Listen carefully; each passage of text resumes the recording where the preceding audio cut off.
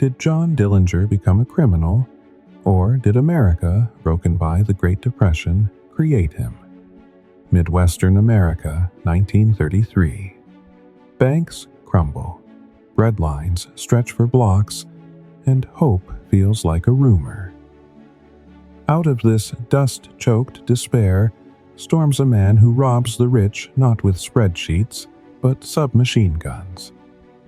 He's polite, he smiles for the cameras, he even apologizes to customers before emptying the vault.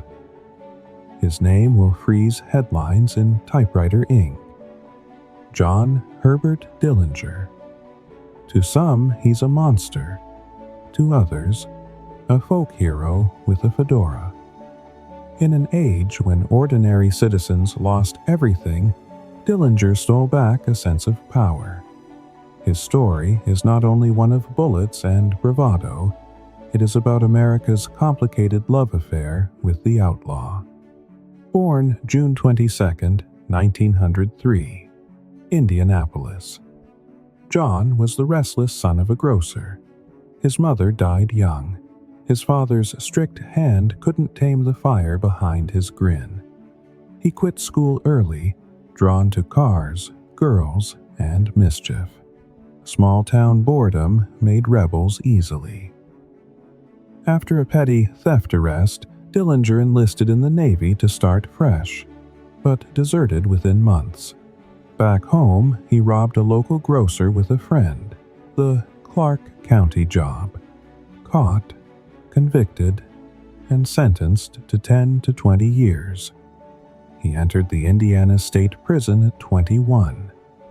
Inside, the real education began. His cellmates weren't small-time thieves. They were professional bank robbers who treated planning as science. Dillinger listened, learned, and waited. When released on parole after nearly 9 years, he was a charming graduate from the University of Hard Time. Released in 1933, Dillinger swore to free his prison mentors still behind bars. Within weeks, he masterminded small bank hits to fund their breakout. He was arrested in Dayton, Ohio, but while he cooled his heels, the very gang he'd financed escaped using hidden pistols and disguised prison uniforms. They returned the favor. Posing as lawmen, they seized the jail and liberated their benefactor. The press loved it, an outlaw rescued by his own crew. Soon, the names Babyface Nelson, Homer Van Meter, Harry Pierpont, and Charles Mackley filled headlines beside Dillinger's. The Dillinger Gang tore through Indiana, Illinois, and Wisconsin. Banks were their stage, the Bayard submachine gun their spotlight. No hesitation, no wasted motion.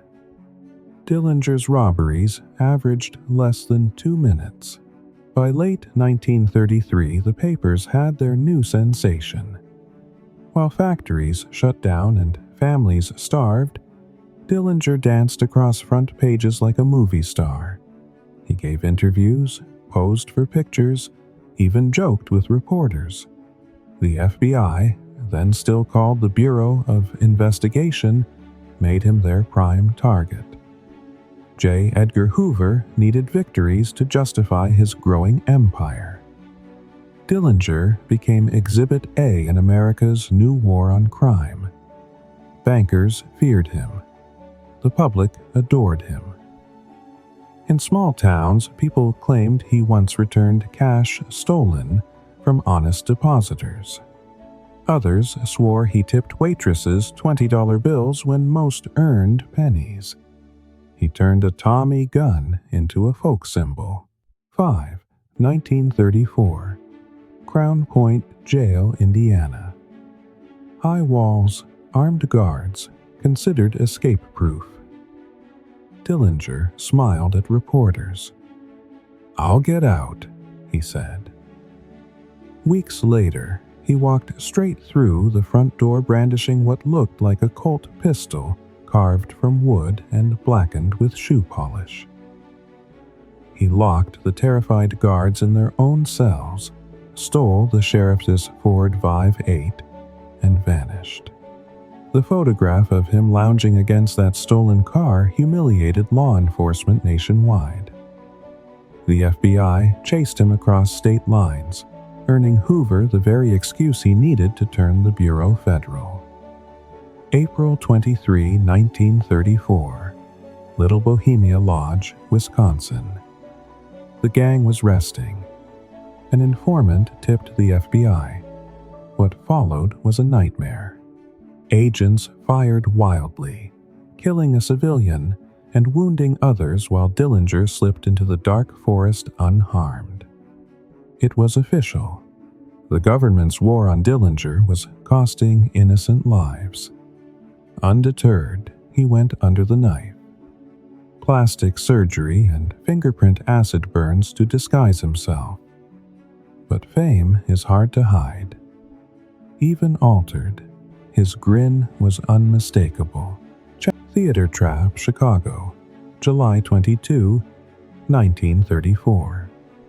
Dillinger, his new girlfriend Polly Hamilton, and a mysterious informant known as the Lady in Red attend a showing of Manhattan melodrama at the Biograph Theater. When the lights went down, the Federal Bureau of Investigation surrounded the front. As Dillinger exited into the humid night, Anna Sage, the Lady in Red, pointed him out. Agents fired. 3 bullets struck. Dillinger staggered, fell to the sidewalk in a pool of blood outside the theater entrance. Public Enemy Number 1 was finished. Within hours, souvenir hunters dipped handkerchiefs into the blood-stained pavement. In less than 2 years, John Dillinger robbed 24 banks, 8 police stations, escaped twice, and redefined crime as spectacle. His death closed an era but opened a myth. Hollywood turned him into legend. J. Edgar Hoover turned him into justification for the modern Federal Bureau of Investigation. Some historians argue he never killed anyone personally. Others say blood dripped from every dollar he stole. Either way, Dillinger became the first criminal celebrity of the modern age. A man both loved and condemned by the same nation. His tombstone in Indiana still draws visitors who leave coins, bullets, even cigars. Because long after the sirens fade, America still thrills to the outlaw who smiled as he broke the law. Was John Dillinger a villain who mocked justice, or a folk hero crafted by a desperate America that needed someone to believe in?